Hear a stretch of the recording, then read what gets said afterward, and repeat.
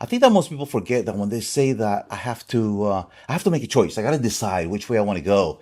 They forget really that making a decision means burning the boats.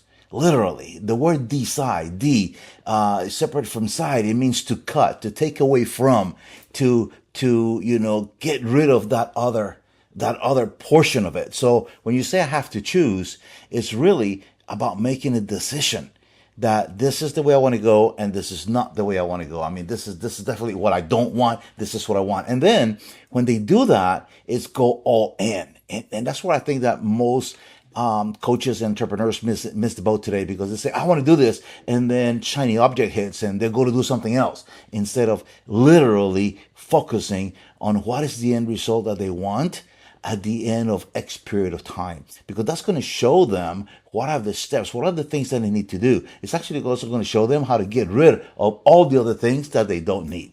And I think that that's where most fail today.